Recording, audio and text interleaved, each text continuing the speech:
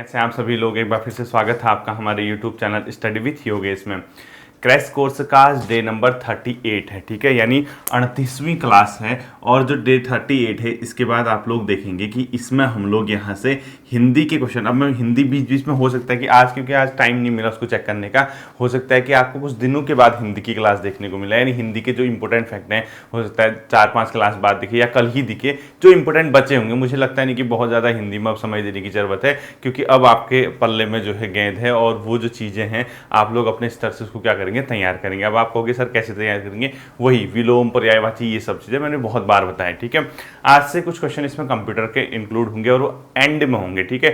थोड़ा कंप्यूटर एक बार 50 क्लास तक कंप्यूटर का देखते हैं, उसके बाद रीजनिंग के और करंट अफेयर के उसमें इंक्लूड कर देंगे। देखना डे 38, और मैं ये मान के चल रहा हूँ कि क्योंकि आपने पहले पढ़ा होगा तो आप ये फैक्ट अगर पढ़ रहे हैं, अगर पहली बार पढ़ रहे हो यानी आप रिस्क लेके जा रहे हो एग्जाम में, तब तो आपको रटने के अलावा कोई विकल्प नहीं है।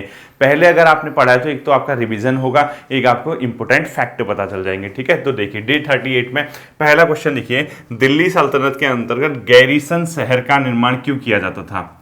ये 7th की एनसीईआरटी चल रही, ठीक है। गैरीसन शहर यानी दिल्ली सल्तनत के अंतर्गत, पूरा लिखना, दिल्ली सल्तनत के अंतर्गत गैरीसन शहर का निर्माण क्यों किया जाता था। ये होता था बच्चों एक प्रकार का सैनिकों के लिए, ठीक है। यानी ये क्यों किया जाता था, एक किले बंद होते थे उसको पूरा घेर देते थे, यानी किले बंद सैनिक शहर लिख दो, किले बंद सैनिक शहर हुआ करते थे, ठीक है। यानी सैनिकों के रहने के लिए जगह थी। और ये मत कहना कि क्या पढ़ा रहे हो, एनसीईआरटी की 7th की किताब है, ध्यान रखना, ठीक है। सेकंड क्वेश्चन आपने लिखना है, गैरीसन शहर के बाद किसने अपने शासनकाल में दक्षिण के राज्यों तक को विजिट किया था। यानी लिखो दिल्ली सल्तनत के अंतर्गत, दिल्ली सल्तनत के अंतर्गत दक्षिण तक के राज्यों को विजय, के राज्यों पर विजय, दिल्ली सल्तनत के अंतर्गत दक्षिण तक के राज्यों पर विजय प्राप्त करने वाला शासक जो था अलाउद्दीन खिलजी था, ठीक है। यानी उसने जो साउथ इंडिया का पोर्शन है वहां तक अपनी जीत कर दी थी, तो अलाउद्दीन खिलजी लिखो, अलाउद्दीन खिलजी, ठीक है। यानी कौन था ऐसा शासक जिसने सुदूर दक्षिण तक विजय प्राप्त की, अलाउद्दीन खिलजी उसका क्या था, नाम था, ठीक है। नेक्स्ट क्वेश्चन आपने लिखना है, मक्का की ओर की दिशा को क्या कहा जाता है। तो मुस्लिम धर्मस्थल है, पवित्र धर्मस्थल, तो मक्का की ओर जो डायरेक्शन होती है, एक बार रुड़की ने पूछा था ये क्वेश्चन, जो रुड़की जब कराता था तो उसको कबला बोलते हैं, ठीक है। यानी क्या बोलते हैं इसको, किबला। मक्का की ओर, मक्का की ओर दिशा को क्या कहते हैं, यानी क्योंकि मुस्लिम पवित्र स्थल है तो इसको बोला जाता है बच्चों किबला। क्या बोला जाता है, किबला बोला जाता है। इसको ध्यान रखना, ठीक है। ये क्वेश्चन आपका एग्जाम में आ भी सकता है, ये बहुत इंपॉर्टेंट क्वेश्चन अपने आप में रहता है, ठीक है। मतलब ये पहले आया भी हुआ है क्वेश्चन। अगला जो नेक्स्ट क्वेश्चन आपने लिखना है यहाँ पर, वो लिखना है, दिल्ली सल्तनत के अंतर्गत बच्चों गुलामों के लिए एक शब्द यूज हुआ है, उसको बोलते हैं बदंगा। लिखो, दिल्ली सल्तनत के अंतर्गत बदंगा शब्द का प्रयोग क्यों किया गया है। ये होते थे गुलाम के लिए, यानी गुलाम होते थे, बदंगा बोलते थे इनको, ठीक है। क्या बोलते थे, गुलाम। और कहाँ होता था ये, दिल्ली सल्तनत के अंतर्गत। ब्रैकेट में लिखो दिल्ली सल्तनत, यानी दिल्ली सल्तनत के अंतर्गत बदंगा गुलाम होते थे। नेक्स्ट क्वेश्चन लिखना है आपको, इक्ता प्रणाली किस दिल्ली सल्तनत के शासक ने शुरू की थी, ठीक है। इक्ता प्रणाली यानी इक्ता सिस्टम जो था वो किसने शुरू किया था, इल्तुतमिश ने शुरू किया था, ठीक है। यानी इक्ता प्रणाली दिल्ली शासन में किसने शुरू किया था, इल्तुतमिश ने। ये इक्ता सिस्टम था, इसने शुरू किया था। इसमें क्या होता था, जैसे सैनिकों को, सैनिक हो या कोई भी हो, उसको कैश के रूप में वेतन न देके एक लैंड का इलाका दे दिया जाता था, भू क्षेत्र दिया जाता था, वहां से वो राजस्व वगैरह लेता था, उसी में से उसका हिस्सा भी बोलता था, अपने आप में इक्ता सिस्टम बोला जाता था, ठीक है। तो इक्ता प्रणाली शुरू करने वाला शासक इल्तुतमिश था। और इसमें लिख दो विभिन्न आकार वाले इलाके इसके अंतर्गत दिए जाते थे, जिसको संभालने के लिए सूबेदार या अधिकार होता था, ठीक है, जिसको इख्तियार या मुक्ति कहते थे, ठीक है। तो लिखो इसके ब्रैकेट में लिख लो आप, विभिन्न इलाकों वाले, पूरा लिखना है, ठीक है। विभिन्न इलाकों वाले, इसके अंदर विभिन्न आकार वाले इलाके इसमें दिए जाते थे, जिसको संभालने के लिए सूबेदार या मुक्ति होता था। कौन होता था, सूबेदार या मुक्ति कहलाता था, ठीक है। मुक्ति ऑब्लिक सूबेदार कौन होता था, जो इन इक्ताओं को संभालने वाला, यानी इधर लिख दो इक्ता संभालने वाला। तो इक्ता सिस्टम किसने शुरू किया भी पूछता है, और इक्ता जो संभालने वाला था उसको मुक्ति या सूबेदार कहते थे। एक इलाका दे दिया जाता था, वो वहीं का काम देखता था। अगला जो क्वेश्चन आपने लिखना है वो लिखना है, कृषि पर लगने वाला कर क्या था, ठीक है। यानी खराज क्या था, लिखो, बहुत बहुत इंपॉर्टेंट है। दिल्ली सल्तनत के अंदर कृषि पर लगने वाला कर, लगने वाला कर क्या कहलाता था? खराज कहलाता था। ठीक है, यानी क्या कहलाता था? एक खराज कहलाता था। खराज यानी दिल्ली सल्तनत के अंतर्गत कृषि पर लगने वाले कर को क्या बोला जाता था? खराज बोला जाता था। और ये इंपॉर्टेंट क्वेश्चन है। और ये क्या होता था बच्चों? उपज का 50%, जैसे खराज लिखा है ब्रैकेट में लिखो उपज का 50%, यानी जो प्रोडक्शन होगा उसका 50% तक आप टैक्स के रूप में दोगे, जिसको दिल्ली सल्तनत के अंतर्गत खराज बोला जाता था। ठीक है, ये सब क्या है? एनसीईआरटी 7th है। रोन अहमद की क्या पढ़ा रहे हो करके, फिर वहाँ एग्जाम में बेहोश हो गया, कोई भरोसा नहीं, दरोगा भी आगे, पटवारी, लेखपाल सब ग्रेजुएट लेवल के एग्जाम है आपके। नेक्स्ट क्वेश्चन लिखना है, खुम्स किस प्रकार का कर होता था? यानी लूट का धन होता था बच्चों, उसको खुम्स बोलते थे। इधर लिख देता हूं। ठीक है, यहां दिख रहा होगा आपको। खुम्स क्या होता था? दिल्ली सल्तनत के अंतर्गत लूट का धन, जो लूटा गया धन था ना, उसको खुम्स बोलते थे। ये भी बहुत इंपॉर्टेंट क्वेश्चन है, ये आपके ल्यूसेंट वगैरह में भी देखेंगे, एनसीईआरटी के पार्ट के अंदर भी है। तो खुम्स होता था लूट का धन। कृषि पर लगने वाला कर जो कहलाता था वो कहलाता था खराज। ठीक है, ये आपके सबके सबके हैं, इंपॉर्टेंट क्वेश्चन है। नेक्स्ट क्वेश्चन आपने लिखना है बच्चों इसी के अंदर, जकात क्या होता था? बहुत ज्यादा इंपॉर्टेंट कर देना। जकात ये लिया जाता था बच्चों मुस्लिमों से लिया जाने वाला एक प्रकार का धार्मिक कर था। ठीक है, लिखो मुस्लिमों से लिया जाने वाला धार्मिक कर, मुस्लिमों से लिया गया धार्मिक कर। धार्मिक कर यानी सारे मुस्लिमों से नहीं, जो संपन्न मुस्लिम होते थे उनसे जकात नाम का टैक्स लिया जाता था। चलो आप लोग फिर इतना ही समझिए कि मुस्लिमों से लिया गया धार्मिक कर। ठीक है, नेक्स्ट क्वेश्चन, दिल्ली सल्तनत के अंदर सांकेतिक मुद्रा, कागज की मुद्रा चला दी इसने। ठीक है, सांकेतिक मुद्रा चलाने वाला शासक कौन था? बहुत इंपॉर्टेंट है, मोहम्मद बिन तुगलक। क्या करोगे? मोहम्मद बिन तुगलक करो। मोहम्मद बिन तुगलक यानी दिल्ली सल्तनत के अंतर्गत जो सांकेतिक, मोहम्मद बिन तुगलक ने क्या कहता? सांकेतिक मुद्रा चलाई थी। ठीक है, जैसे आप करेंसी होती है आज देखते होगे नोट, अगर फर्जी में चलवा दूं तो वो सांकेतिक मुद्रा कहलाएगी। ठीक है, तो ये किसने चलाई थी? मोहम्मद बिन तुगलक ने। अगला क्वेश्चन आपने लिखना है, सैनिकों के लिए सिरी नाम का एक नया शहर किसने बसाया था? लिखो, सैनिकों हेतु सिरी नामक, सैनिकों हेतु सिरी नामक गैरिसियन शहर लिखा होगा। गैरिसियन समझ गए होगे ना, सैनिकों के लिए जो किलाबंद होता था। गैरिसन शहर बनाने वाला शासक कौन था? अलाउद्दीन खिलजी। अलाउद्दीन खिलजी ने क्या किया था? सैनिकों के लिए गैरिसन नाम के एक शहर का क्या किया था? निर्माण किया था, जिसको क्या बोलते हैं? सिरी नामक, यानी सिरी उस शहर का क्या था? नाम था। अगला क्वेश्चन यहीं पर लिखना है, दिल्ली सल्तनत के अंतर्गत बाजार नियंत्रण प्रणाली लागू करने वाला शासक कौन था? बाजार नियंत्रण प्रणाली। अब आप कहोगे सर ये क्या है? अभी देखना क्लास 38 ही चल रही है, ध्यान रखना कहाँ पहुंच जाओगे। बाजार नियंत्रण प्रणाली एग्जाम तक आपका बहुत सारा पढ़ा दूंगा मैं आपको जितना भी है, यानी 90 डेज के अंतर्गत ग्रुप सी का कोर्स किया जा सकता है, सिर्फ उन लोगों के लिए जो वन लाइनर पढ़ते हैं या जिसको एक प्रकार का रिवीजन करना है, क्योंकि इसीलिए वो क्रैश कोर्स है। ठीक है, अब इसमें ये मत कहना कि जुआ शब्द यूज क्यों किया गया बच्चों, ये वो जुआ नहीं है। ठीक है, ये एक रिस्क के लिए यूज किया गया है कि आपकी चल गई तो चल गई, नहीं चली तो फिर दिक्कत भी हो सकती है। लेकिन मुझे उम्मीद है कि क्रैश कोर्स आपके लिए कामयाब होगा। ठीक है, क्योंकि जब सभी कर लेंगे तो फिर क्या बचता है। बाजार नियंत्रण प्रणाली शुरू करने वाला शासक जो था वो कौन था? अलाउद्दीन खिलजी। यहां से क्वेश्चन उठता है। ठीक है, नेक्स्ट एक बहुत इंपॉर्टेंट क्वेश्चन है, तारीखे फिरोजशाही नामक पुस्तक किसने लिखी है? बहुत इंपॉर्टेंट है, लिखो तारीखे फिरोजशाही। तारीखे फिरोजशाही किसने लिखी है? बर्नी ने लिखी। किसने लिखी है? बर्नी। ठीक है, तारीखे फिरोजशाही लिखने वाला शासक कौन, मतलब की रचना किसने की है? बर्नी ने की है। ठीक है, अगला यहीं पे एक क्वेश्चन लिखना है, दिल्ली सल्तनत के अंतर्गत सर्वाधिक मंगोल आक्रमण किसके समय हुए थे? दिल्ली सल्तनत के अंतर्गत सर्वाधिक मंगोलों ने जो आक्रमण किया था, दिल्ली सल्तनत के अंतर्गत सर्वाधिक मंगोल आक्रमण किसके समय हुए थे कभी पूछेगा तो उसका आंसर क्या हो जाएगा? अलाउद्दीन खिलजी। यानी इसी के समय पर सर्वाधिक क्या हुए हैं बच्चों? दिल्ली में मंगोल के आक्रमण हुए थे। ठीक है, अगला इक्ता के स्थान पर, मोस्ट इंपोर्टेंट क्वेश्चन, इक्ता प्रणाली किसने शुरू की? इल्तुतमिश ने। इक्ता के स्थान पर सैनिकों को नकद वेतन देने वाला पहला शासक कौन था? अलाउद्दीन खिलजी। लिखो, इक्ता के स्थान पर, दिख जाएगा ना? हाँ दिख जाएगा। इक्ता के स्थान पर सैनिकों को नकद वेतन देना प्रारंभ किसने किया था? इक्ता के स्थान पर सैनिकों को नकद वेतन देना प्रारंभ किसने किया था? इसका आंसर मैं यहां लिख रहा हूं। ठीक है, क्या किसने किया था? अलाउद्दीन खिलजी ने।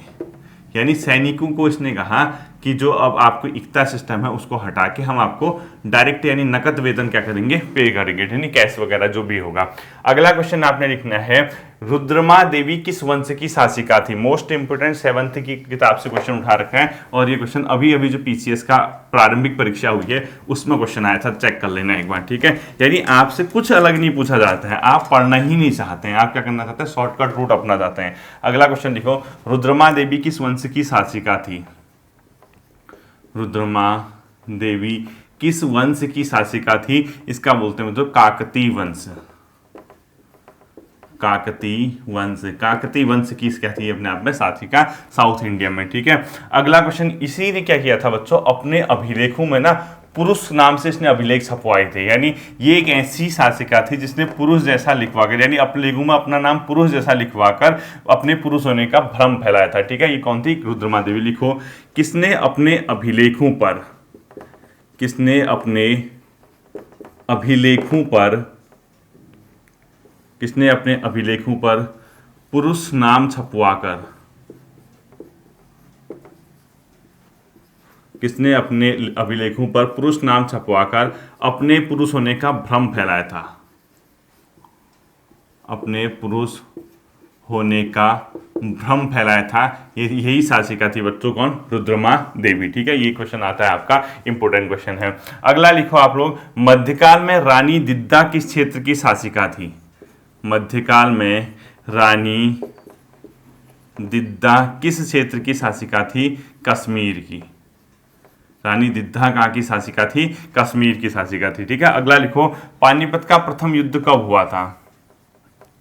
पानीपत का प्रथम युद्ध ये हुआ था बच्चों 1526 में। किसके मध्य हुआ था, बाबर प्लस इब्राहिम लोदी, ठीक है, बाबर प्लस इब्राहिम लोदी। और इसी के बाद भारत में किसकी नींव पड़ी थी, मुगल वंश। इसके ब्रैकेट में लिखो, मुगल वंश की नींव पड़ी थी, मुगल वंश स्थापित हो गया था भारत में, ठीक है। यहीं से अगर मुगल वंश की स्थापना पूछता है किस युद्ध के बाद हुआ, तो पानीपत के प्रथम युद्ध से भारत में मुगल वंश की क्या शुरुआत हुई थी, स्थापना हुई थी, ठीक है। अगला क्वेश्चन आपने लिखना है, बाबर ने पानीपत के युद्ध के बाद किस क्षेत्र पर अपने कब्जे में कर लिया था, यानी दिल्ली और इसको आगरा का क्षेत्र मिल गया था। इसी के ब्रैकेट में लिखो, पानीपत के प्रथम युद्ध के बाद जहां पे लिखा है आपने, बाबर द्वारा दिल्ली व आगरा का क्षेत्र कब्जे में, बाबर द्वारा दिल्ली प्लस आगरा कब्जे में कर लिया गया था, ठीक है। इस क्षेत्र को वो जीत चुका था, कब, पानीपत के प्रथम युद्ध के बाद। अगला क्वेश्चन आपने लिखना है, जो भारत में मुगल वंश की नींव पड़ी वो किसके समय से पड़ी, बाबर, यानी मुगल वंश का संस्थापक, ठीक है। लिखो, मुगल वंश का संस्थापक कौन था, अपने आप में बाबर था, ठीक है। इसी पानीपत के प्रथम युद्ध के बाद, इसके बाद इसने कुछ प्रमुख युद्ध लड़े, उसमें आपको पता होना चाहिए, ठीक है। देखो, ये साथ ही लिखना आपके, इसके द्वारा लड़े गए युद्ध, पानीपत का प्रथम युद्ध लिखोगे, ये साथ हैं, 4 के 4 याद रखना, ठीक है। दूसरा लिखोगे खानवा का युद्ध, खानवा का युद्ध। तीसरा लिखोगे चंदेरी का युद्ध, और चौथा लिखोगे घाघरा का युद्ध। ये year by back to back हैं, ठीक है। ये सबके सब याद रखना, 1526, 1527, 1528 और 1529। ये सबके सब किसके द्वारा लड़ेंगे, बाबर द्वारा। इनमें सब में कॉमन होगा, बाबर होगा। यहाँ भी कौन था, बाबर था। यहाँ भी कौन था, बाबर था। यहाँ भी कौन था, बाबर था, ठीक है। और इसमें बाबर के साथ जो लड़ने वाले थे, पहले में कौन था, मैंने अभी बताया था, इब्राहिम लोदी। लिखो, इब्राहिम लोदी। और बाबर द्वारा लड़े गए युद्धों का सही क्रम भी पूछता है आपसे एग्जाम में, ठीक है। पहले में कौन था, इब्राहिम लोदी। इसी प्रकार से जो सेकंड है वो राजपूत यानी मेदिनी राय के बीच हुआ था, मतलब सॉरी, जो दूसरा हुआ था राणा सांगा, तीसरा मेदिनी राय। तो ये वाला जो था बाबर और राणा सांगा, लिखो इसको, राणा सांगा। तीसरा मेदिनी राय, मेदिनी राय, या ब्रैकेट में राजपूत लिख दो इसको, राजपूतों के साथ लड़ा गया था, ठीक है। और लास्ट जो लड़ा गया था बाबर के द्वारा, जो घाघरा का युद्ध लड़ा गया था, वो किसके साथ लड़ा गया था, अफगान शासकों के द्वारा, ठीक है, अफगान के साथ, अफगान के साथ। और इसी के बाद भारत, ये प्रमुख 4 युद्ध हैं जो बाबर के द्वारा लड़े गए थे, पेपर में पूछता है। इसके बाद इसमें क्या हुआ था, भारत में मुगल वंश की नींव पड़ी थी। और यहीं पर आपने क्वेश्चन लिखना है, इसने इसके बाद बादशाह घोषित किया था, यानी किस युद्ध के बाद बाबर ने खुद को बादशाह घोषित किया था, पूछेगा किस युद्ध के बाद बाबर ने खुद को बादशाह घोषित किया था। तो पानीपत का प्रथम युद्ध हो जाएगा उसमें, ठीक है। पानीपत के प्रथम युद्ध के बाद इसने खुद को क्या किया था, बादशाह घोषित किया था, ठीक है। ये था आपका आज के दिन का जीएस का पोर्शन। और आप लोग सभी जानते हैं, जब तक आप उत्तराखंड नहीं पढ़ोगे आपकी आत्मा को तृप्ति नहीं मिलेगी, ठीक है। ये रियलिटी है, मतलब कि जब तक आप उत्तराखंड 40 क्लास में आपका क्या हो जाएगा, पवार वंश भी एंड हो जाएगा, ठीक है। तो अगला क्वेश्चन आप लोग लिख लीजिए, सरोला ब्राह्मणों की प्रथा किसने चलाई थी। सरोला ब्राह्मण प्रथा, सरोला क्या है क्या नहीं मैंने सब पढ़ा रखा आपको पहले, ठीक है। अब अगर बाद में पढ़ना होगा तो फिर वेट करना। ये है अजय पाल। सरोला ब्राह्मण प्रथा किस शासक ने चलाई थी, गढ़वाल में पवार वंश में अजय पाल, ठीक है। नेक्स्ट क्वेश्चन लिखना है आपको, गढ़वाल का महाराणा प्रताप किसको कहा जाता है। गढ़वाल का महाराणा प्रताप किसको कहा जाता है, कप्पू चौहान को। किसको कहा जाता है, कप्पू चौहान को कहा जाता है। लिखो, कप्पू चौहान को क्या कहा जाता है बच्चों, गढ़वाल का महाराणा प्रताप कहा जाता है, ठीक है। नेक्स्ट क्वेश्चन लिखना है आपको, भीमसेन से किस शासक की तुलना की जाती है। लिखो, भीमसेन से तुलना बलभद्र शाह से तुलना किसकी की जाती है, बलभद्र शाह की। इसमें किससे की जाती है तुलना, भीमसेन से की जाती है, ठीक है। अगला क्वेश्चन लिखना आपको, बाधानगढ़ी पर रुद्रचंद का आक्रमण किसके शासनकाल में हुआ था। लिखो, बाधानगढ़ी पर रुद्रचंद का आक्रमण किसके समय हुआ था, ये इसी के समय हुआ था, बलभद्र शाह के। बलभद्र शाह के ही समय क्या हुआ था, बाधानगढ़ी पर रुद्रचंद का आक्रमण हुआ था। ये क्वेश्चन भी आपका क्रैश कोर्स के हिसाब से इंपोर्टेंट रहेगा, ठीक है। नेक्स्ट क्वेश्चन लिखना है, गढ़वाल का शासक मानसा किसका समकालीन था, यानी मानसा समकालीन। लिखो, मानसा समकालीन, यानी इसके समय में कौन सा, मतलब दिल्ली सल्तनत पे या भारत पे जो किसका शासन था वो देखना है, ठीक है। यानी ये दोनों शासकों के समय रहा, यानी अकबर भी था इसके वहां पे, जहांगीर भी था और वहां रुद्रचंद भी होगा, ठीक है। तो लिखो, अकबर प्लस जहांगीर, यानी दोनों के समय ये था। तो मानसा जो है अकबर प्लस जहांगीर के दोनों के समकालीन रहने वाला शासक था, ठीक है। नेक्स्ट क्वेश्चन लिखना है आपको, गर्वभंजन नाम से कौन प्रसिद्ध हुआ था। गर्वभंजन लिखो, गर्वभंजन, गर्वभंजन अलग है, गर्वभंजक अलग है, ठीक है। गर्वभंजन अलग है और गर्वभंजक अलग है, दोनों लिखना। गर्वभंजन में बच्चों देखो दोनों ऑप्शन दिखेंगे आपको, मानसा और महपति शाह। एक कठौत जी मानसा मानते हैं, अजय रावत महपति शाह मानते हैं, ठीक है। मानसा ही करना अगर आपका आएगा तो, मानसा और इसी के ऑब्लिक महपति शाह भी कर दो, शाह, ठीक है। अगर आप कठौत जी की बुक पढ़ोगे तो मानसा लिखा होगा और अजय रावत की पढ़ोगे तो आपको क्या मिलेगा, महपति शाह। वैसे पेपर में आएगा तो मानसा करना, ठीक है। अब देखना एक चीज, पिछले क्लास का एक करेक्शन आपको मैं बता देता हूँ। कई बच्चों ने पढ़ा होगा टिहरी में पुराने दरबार का निर्माण कब हुआ था। लास्ट क्लास में मैंने कितना बताया था, 1815, लेकिन जब मैंने डेप्थ में पढ़ाया था कितना बताया होगा, 1848। ये दिखना, ठीक है। उसके ब्रैकेट में 1815 भी कर दो, दोनों ऑप्शन कभी साथ नहीं मिलेंगे आपको, ठीक है। इतने दूर दूर के ऑप्शन, जहां आपने लिखा है पिछली क्लास का टिहरी में पुराने दरबार का निर्माण कब हुआ था, 1815 जहां पे मैंने किया है, उसके ब्रैकेट में 1848 भी कर दो। मैक्सिमम लोगों ने पढ़ा भी वही होगा, दोनों ऑप्शन आएंगे तो 1848 की ओर आप लोग जाना है, ठीक है। नेक्स्ट क्वेश्चन लिखना है आप लोग, लक्ष्मी चंद ने गढ़वाल पर कितनी बार आक्रमण किया। ये बहुत फेमस क्वेश्चन है, ये मैंने शायद आपको लास्ट क्लास में भी पढ़ा रखा है। लक्ष्मी चंद ने गढ़वाल पर कितनी बार आक्रमण किया था बच्चों, 8 बार आक्रमण किया था, ठीक है। तो लिखो, लक्ष्मी चंद का गढ़वाल पर आक्रमण, लक्ष्मी चंद का गढ़वाल पर आक्रमण, गढ़वाल पर आक्रमण कितनी बार हुआ, 8 बार, यानी 8वीं बार इसको क्या मिली थी, विजय मिली थी। इससे आगे देखना, देखो 8 बार क्या हुआ था लक्ष्मी चंद का जो गढ़वाल पर आक्रमण हुआ था, 8वीं बार ही क्या हुआ था लक्ष्मी चंद ने गढ़वाल के आक्रमण पे जीता था। ठीक है, अगला देखो कवि भरत को ज्योतिक राय की उपाधि किसने दी? मतलब कवि भरत को ज्योतिक राय या ज्योतिष राय लिखो, कवि भरत को ज्योतिष या ज्योतिक राय की उपाधि, ज्योतिक राय या ज्योतिक उपाधि किसने दी थी? जहांगीर ने। किसने दी थी? जहांगीर ने दी थी। ठीक है, अगला लिखना है आपको मानपुर नगर की स्थापना किसने की थी? मानसा।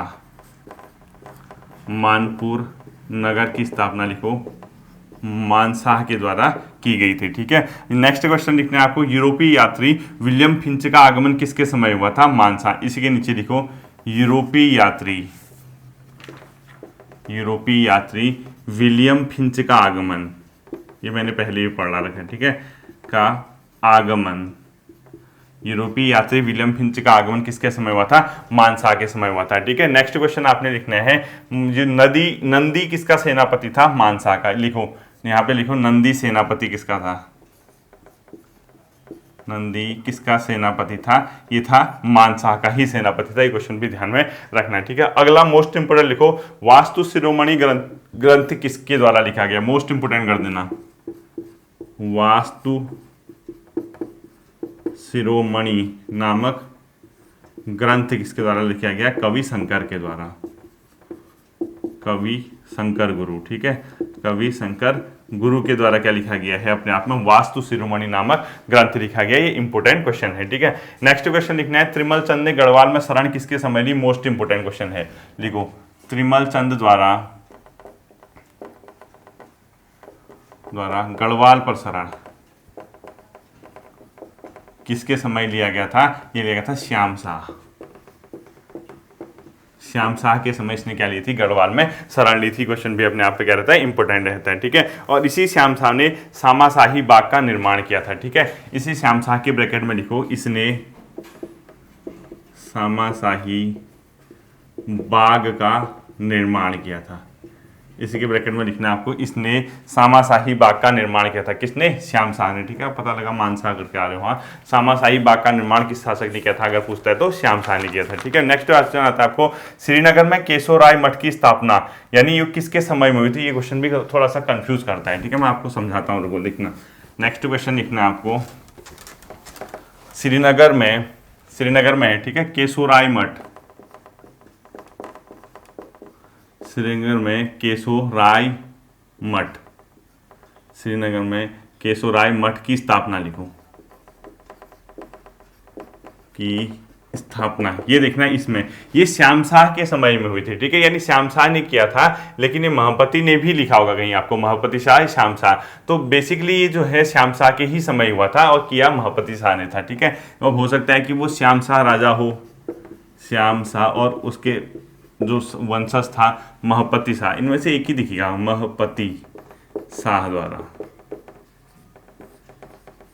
ठीक है, यानी हो सकता है कि ये राजा हो, गद्दी पे बैठा हो, और ये इसका राजकुमार जो है जिसने ये कर दिया, तो वो राजा का ही नाम वैसे बेसिकली पूछेगा। नेक्स्ट क्वेश्चन लिखना है आपको शिलासारी दानपत्र में भूमिदान का उल्लेख किस शासक के नाम पर मिलता है? लिखो शिलासारी अभिलेख में, मतलब इस तरह। ठीक है, शिलासारी ताम्रपत्र या शिलासारी अभिलेख में दानपत्र का उल्लेख, यानी शिलासारी दानपत्र में भूमिदान का उल्लेख लिखो। शिलासारी दानपत्र में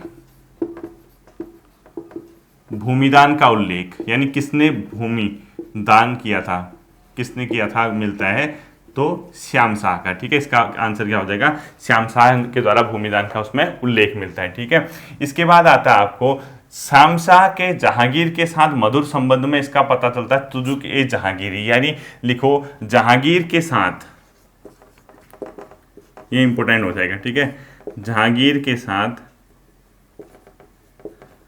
मधुर संबंध किसके थे? श्याम शाह के थे। ठीक है, श्याम शाह। और ये कौन बताता है? तुजुक ए जहांगीरी, तुजुक ए जहांगीरी, जो कि इनकी आत्मकथा है कि ये जहांगीरी,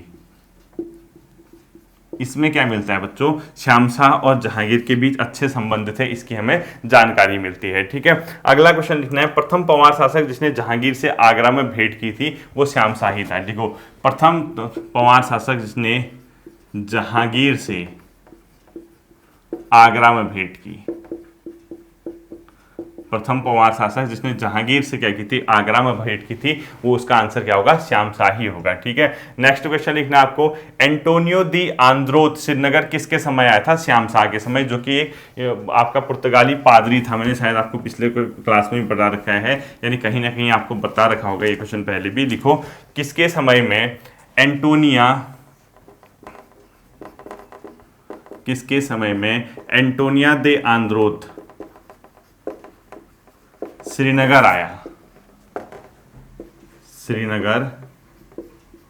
आया था, यह है बच्चों श्याम शाह के समय।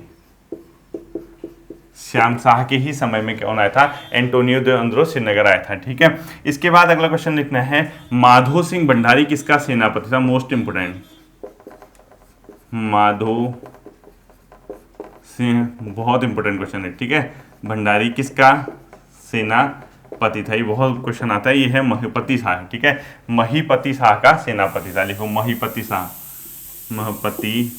का क्या है, अपने आप में सेनापति रहा है, और बहुत इंपॉर्टेंट क्वेश्चन है माधो सिंह भंडारी वाला। ठीक है, और ये किस युद्ध में मारा गया, लिखो, माधो सिंह भंडारी किस युद्ध में मारा गया,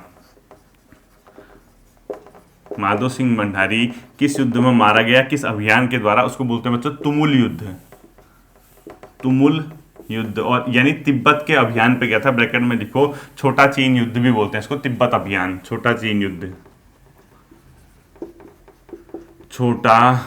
चीन युद्ध भी बोलते हैं इसको। ठीक है, और सतलज नदी के तट पर ये मारा गया था तुमुल युद्ध में, कौन, माधो सिंह भंडारी। और ये माधो सिंह भंडारी जो है, इसी को बोला जाता है गर्भभंजक नाम से इसको जाना जाता है। ठीक है, तो इसके नीचे अगर आप लोग लिखना चाहते हो तो गर्भभंजक लिखो, गर्भभंजक, वो भंजन है। ठीक है, ये दोनों अलग अलग हैं। गर्भभंजक के नाम से कौन सा जाना जाता है, माधो सिंह भंडारी को जाना जाता है, ये भी लिखना। और इसी ने मलेथा की में एक कुल यानी गूल बनाई थी, ये भी लिखना, मलेथा की कुल का संबंध लिखो, मलेथा की कुल का संबंध या गूल टाइप की यानी संबंध, वो किससे है, माधो सिंह भंडारी। बहुत इंपॉर्टेंट क्वेश्चन है, गूल टाइप की। ठीक है, और इसको आधुनिक इंजीनियर भी कहा जाता है, इसी के ब्रैकेट में लिखो, आधुनिक इंजीनियर भी इसको माना जाता है, किसको, माधो सिंह भंडारी को आधुनिक इंजीनियर से भी संबोधित किया जाता है। ठीक है, लास्ट क्वेश्चन लिखने आपको, अक्खड़ राजा किसको कहा जाता था, महपति शाह, यानी मुस्लिम शासकों द्वारा अक्खड़ राजा किसको कहा गया है, मुस्लिम इतिहासकारों द्वारा अक्खड़ राजा, मुस्लिम इतिहासकारों द्वारा अक्खड़ राजा किसको कहा गया है, महपति शाह को। मुस्लिम इतिहासकारों द्वारा अक्खड़ राजा किस, मतलब गढ़वाल नरेश को कहा गया है अक्खड़ राजा महपति शाह को। ठीक है, लास्ट क्वेश्चन है आज के उत्तराखंड का, राज्य में रोटी सूची नामक प्रथा किसने चलाई थी और नागा साधुओं की हत्या करवाने वाला, तो महपति शाह। लिखो, इसके बारे में 2 क्वेश्चन लिखना है, राज्य में रोटी सूची प्रथा, रोटी सूची प्रथा, एक ये लिखना आपको, किसने चलाई थी, महपति शाह ने चलाई थी रोटी सूची प्रथा। और यहीं पे दूसरा क्वेश्चन लिखना है, नागा साधुओं की हत्या, नागा साधुओं की हत्या किसने करवाई थी, ये भी क्या है, अपने आप में महपति शाह था। ठीक है, ये था आपका उत्तराखंड का पोर्शन। इसके बाद आप लोग आगे देखिए, देखना अब आपका शुरू होता है बच्चों कंप्यूटर का पोर्शन आज से। ठीक है, यानी कंप्यूटर और कुछ क्वेश्चन हिंदी के बचे हुए मैं चेक करूंगा उसको अभी, क्योंकि 38 क्लास चल रही है हमारी, अभी भी हमारे पास 62 क्लासेस हैं। हम सोचो 38 क्लासेस में आपने कितना मतलब चीज़ों को, फैक्ट को कितना तैयार कर लिया, क्योंकि आना आपका फैक्ट ही ओवरऑल,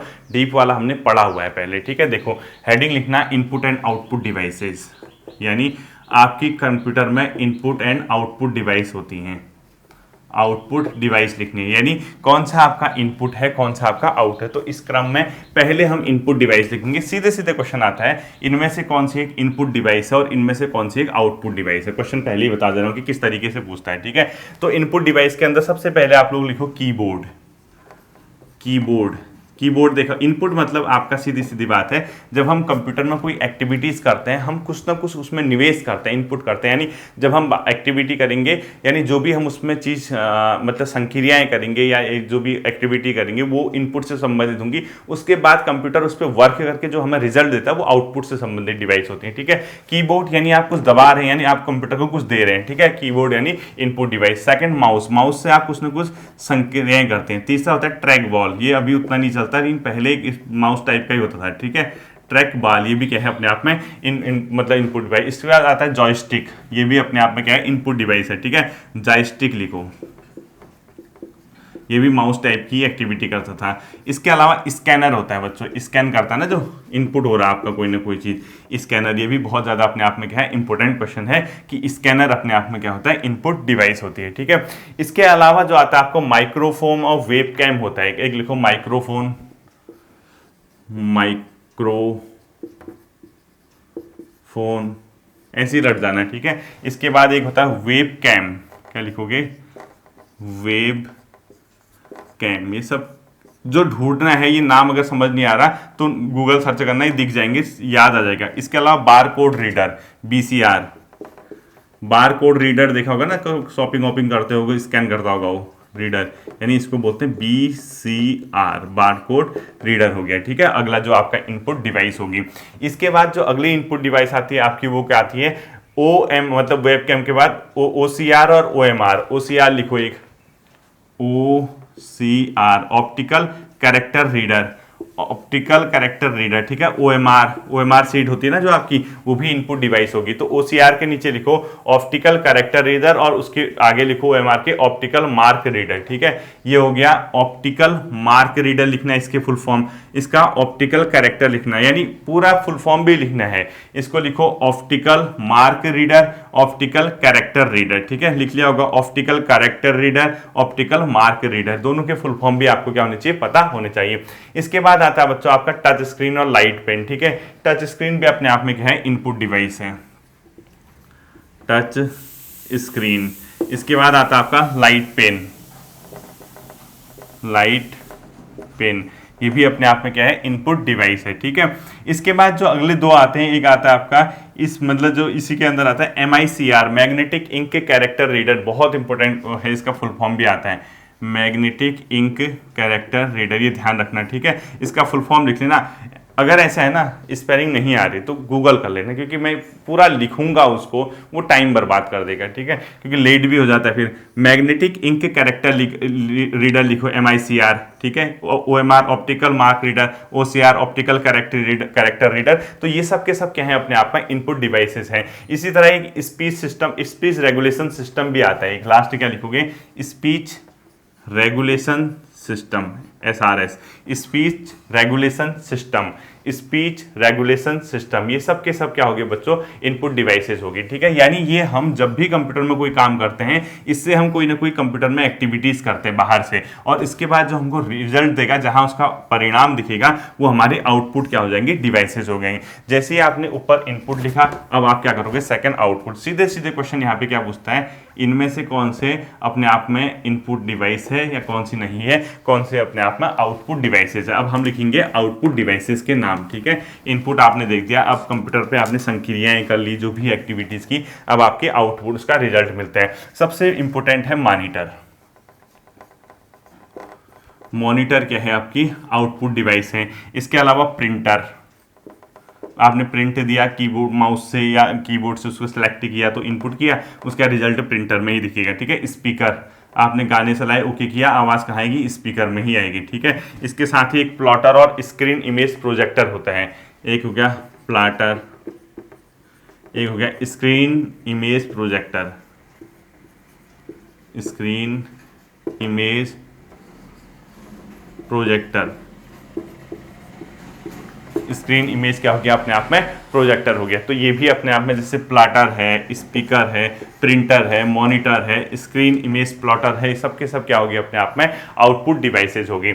इसके साथ साथ कुछ ऐसी डिवाइसेस होती है बच्चों जो इनपुट और आउटपुट दोनों का काम करते हैं। तो लिखो इनपुट प्लस आउटपुट डिवाइस, यानी दोनों होती हैं, भी कभी कभी पूछता है, ठीक है। इनके नाम भी आपको पता होने चाहिए। इनमें एक आता है बच्चों मॉडम, बहुत इंपॉर्टेंट है, मॉड्यूलर डिमोड्यूलेटर, एक होता है मॉडम। इसके अलावा सेकंड होता है एक टच स्क्रीन, ये भी दोनों के अंदर आता है, ठीक है। इनपुट और आउटपुट दोनों ही माना जाता है इसको। इसी तरीके से एक होता है अपने आप में फैक्स, क्या होता है, फैक्स, ठीक है। और इसी के तरीके से एक होता है हैंड सेट, यानी स्पीकर और माइक्रोफोन जिसको बोलते हैं। हैंड सेट से लिखो, लास्ट लिखो हैंड सेट्स, और इसके अंदर लिखो स्पीकर प्लस माइक्रोफोन, यानी स्पीकर प्लस माइक्रोफोन क्या होंगे, इसके दोनों के अंदर आ जाएंगे। तो ये आपके आप में ये वाले जो हो गए, यहाँ से इधर तक ये आउटपुट हो गया, और कुछ इनपुट और आउटपुट दोनों प्रकार की क्या होते हैं, डिवाइसेस होती हैं, ठीक है। तो ये आपका इनपुट आउटपुट छोटा सा एक चैप्टर था, आपके सिलेबस के हिसाब से भी इंपॉर्टेंट है, पेपर में आपका आता है। आप जो डिवाइसेज आपको पता है वो तो याद रहेंगी, अगर नहीं पता तो गूगल करके उस डिवाइस की इमेज देख लेना, तो आपके दिमाग में वो छप जाएगा, ठीक है। होपफुली चीज़ें आपकी समझ आई होंगी। 38 क्लास हमारी जो है अपने आप में क्रैश कोर्स की एंड हो गई हैं। अभी भी हमारे पास 62 क्लासेस हैं, यानी अभी आपको बहुत कुछ मिलने वाला है। सब्र रखिए, एग्ज़ाम अच्छा होगा आपका। फिर मिलते हैं अगले सेशन पे। Thank you.